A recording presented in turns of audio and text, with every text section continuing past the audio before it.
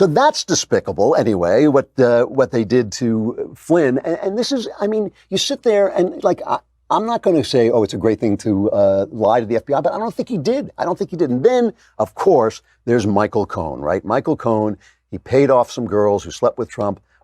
Why at this point Trump would have to hide the fact that he was sleeping with Playboy bunnies? That's what we kind of expected of him, but they did it.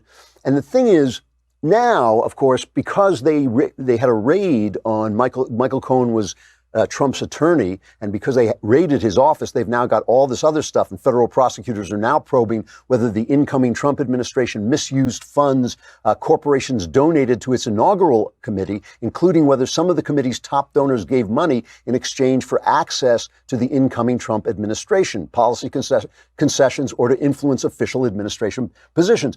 But Obama did the exact same thing. The New York Times reported this. I'm getting this from Grabian. The New York Times reported President Obama's finance team was offering corporations and other institutions that contribute $1 million exclusive access to an array of inaugural festivities, including tickets. I mean, this is what they do. So we're sitting here, we're now put in this position of, do we defend that? No, of course not. But are we going to impeach this guy or run him to ground, run Donald Trump to ground? We all know Donald Trump is an imperfect spokesman for our principles. Nobody's not going to say that, I don't think. Of course, he's imperfect. We all are. And he is an outsized character with outsized flaws and outsized abilities, it seems.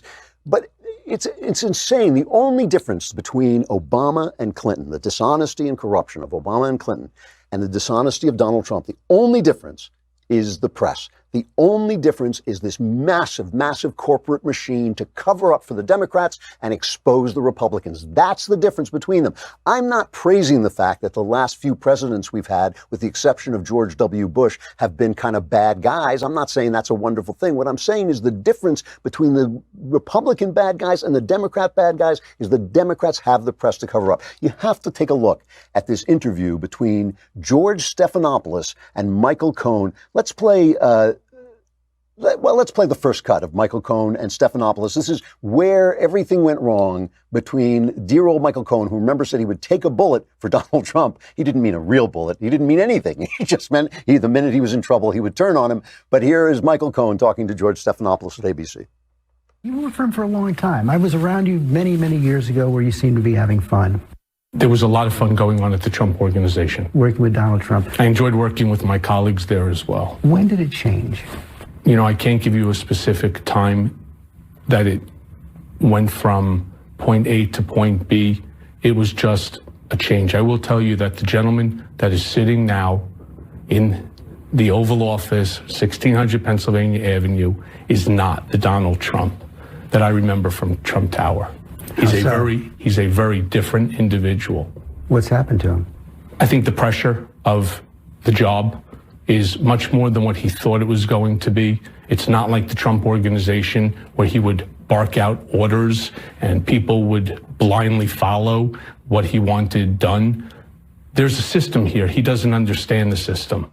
So I just want to remind you of what you're looking at here. You're looking at George Stephanopolous, who worked in what they called the war room, silencing women, what Hillary Clinton referred to as bimbo eruptions. That's George Stephanopolous, who intimidated and silenced women for the Clinton campaign, interviewing Michael Cohen, who only paid them off. At least they made a profit, right? Here, let's just go back. This is from that famous documentary. I think it's called The War Room. This is George Stephanopolous talking to a reporter, bullying a reporter. This is 1992. He's bullying a reporter into killing a story about, as Hillary Clinton would put it, a bimbo eruption, a woman who said she had either been raped by or harassed by or had slept with Bill Clinton. I guarantee you that if you do this, you'll never work in Democratic politics again. Maybe you don't want to. I'm not saying it matters. You will be embarrassed before the National Press Corps. People will think, nobody will believe you, and people will think you're scummy. The alternative is, you don't do it. It causes you some temporary pain with people who tomorrow aren't going to matter. And you have a campaign that understands that in a difficult time, you did something right. And, that's important. I mean, it doesn't mean anything, or we can't do anything for you specifically or anything like that, but you know that you did the right thing and that you didn't dishonor yourself. He'll never work in Democratic politics again. Now, the thing the Democrats are saying, of course, is that it's not the women, it's not about the sex. I mean, this was what the Republicans said when they were going after Bill Clinton. They said it's a campaign finance violation. Who's paying George Stephanopolous in that tape? Who's paying him? Where's the money coming from? It's coming from the Clinton campaign. Where's the Clinton campaign money coming from? It's coming from donors. You know, it's like we're in this position now where, in order to protect the Constitution, in order to protect American freedom, in order to protect the things that Donald Trump has in fact protected by installing justices who believe in the Constitution and don't just believe in leftist fiats, issuing leftist fiats from the bench, by cutting back the regulations that prescribe people's freedoms, by all the things that Trump has done that really have made this the country better than it was under Obama. We're supposed to let that go because he has done things that we disapprove of, but which are nowhere near as bad as what the Democrats have been doing for all these years. They ran a candidate against Trump who was part of this. Hillary Clinton was part of this. She was part of the intimidation game that they used to silence these women. And so now what you're watching is, you watch Stephanopolous, this guy who did this, basically, Stephanopolous was Michael Cohen. Stephanopolous was Michael Cohen for Bill Clinton. So you're watching Michael Cohen of the past interviewing Michael Cohen of the present, trying to reestablish his reputation. Play cut number 3. Why do you think President Trump is lashing out against you in such a personal way, daily almost now, calling you weak, calling you a liar? Is he afraid? Seems like it. That's what he does. That's what he does. Are you afraid of him? It's never good to be on the wrong side of the President of the United States of America. But somehow or another, this task has now fallen onto my shoulders. And as I also stated, that I will spend the rest of my life in order to fix the mistake that I made. How are you going to do that? I don't know. That's wonderful. That is wonderful. It's the task has fallen on my shoulders. The task has fallen on my shoulders. This is to save our nation. And this is George Stephanopolous basically trying to establish sympathy. You know, why is he attacking you so personally? He's trying to establish sympathy for this guy, and trying to make some kind of transition from cheap, thuggish lawyer for Donald Trump into sympathetic character who's not. And why is he doing it? Well, of course, we all know why he's doing it, because he is Michael Cohen. George Stephanopolous is the Michael Cohen of the past, trying to reinstate the Michael Cohen of the present. And of course, we're hearing this. Here is Representative Denny Hay. He's got the most original take on this. You know, before we play that, let's pause for just a minute. Let's hear from Donald Trump himself, because Donald Trump put forward an argument. Of course, you expect Trump to make an argument in favor of himself, but his argument is actually pretty good. Let's listen to that first. Cut 3. Let me tell you, I never directed him to do anything wrong. Whatever he did on his own. He's a lawyer. A lawyer who represents a client is supposed to do the right thing. That's why you pay them a lot of money, et cetera, et cetera. He is a lawyer. He represents a client. I never directed him to do anything incorrect or wrong. And he understands that. Look, he did some bad things unrelated to me, maybe related to his other clients. I wasn't his only client. He had other clients. He did some bad things. And income tax evasion, I heard about taxi cab, I heard about a lot of things. Now, I'm not reading about any of that stuff, because what he did is he made a deal to embarrass me. In order to embarrass me, they cut his term down. Pretty terrible stuff.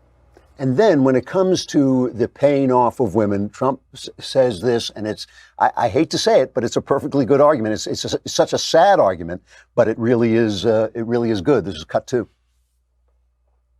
Nobody, except for me, would be looked at like this. Nobody. What about Congress, where they have a slush fund and millions of dollars is paid out each year? They have a slush fund. Millions. They don't talk about campaign finance anything. Have you ever heard of campaign finance list? Have they listed that on their campaign finance sheets? No. Because it's our tax money. He's right. Congress is paying off women. It's paying off women with our tax money. And that, you know, that is just an amazing, amazing thing. And that Trump could say this. But I mean, oh, my God. It's like what Trump's argument is basically, they are so sleazy that my sleaziness shouldn't count, which is right. I mean, that's the state of our union at this moment. I mean, obviously the answer is we should elect better presidents on both sides, but while things are the way they are, as long as things are the way they are, no George Stephanopolous is going to move from intimidating women to interviewing Michael Cohen for buying off women and tell us that we should listen to that as if it were anything other than a guy trying to make excuses essentially for himself and for his party. That's why I loved this Congressman Denny Heck with the most original take on the entire thing. I'm prepared to say something I've never said. The writing's on the wall, the walls are closing in, and this is the beginning of the end for the Trump administration. I think we should just tack that on to number 12. Play that. Today is a turning point. Today was historically bad for President Trump. Today was a turning point. A turning point. We're at a turning point here. The beginning of the end for the Trump presidency. The beginning of the end. And breaking news. We have another bombshell. Mike Pence might have to assume the office of the presidency. The call for impeachment. Rumblings of the word impeachment. Breaking news. Another bombshell out of the White House. I believe this is the beginning of the end. I do too. It's really the beginning of the end. The beginning of the end. He may be feeling the walls closing in on him. All the walls closing in on him. The walls closing in on him. Breaking news, a new bombshell. One astrologer says this means the beginning of the end for President Donald Trump. The beginning of the end of the Trump presidency. Trump will resign. Trump is going to resign. Is this the tipping point? I know we've said it over and over. You think this is a tipping point? And over and over. This is a tipping point. And over and over. Breaking news, President Trump off the rails. It was the beginning of the end today. The beginning of the end. It reminds me a lot of the last days of Nixon. Breaking news tonight, new bombshell. This is the beginning of the end. So it's yet another beginning of the end.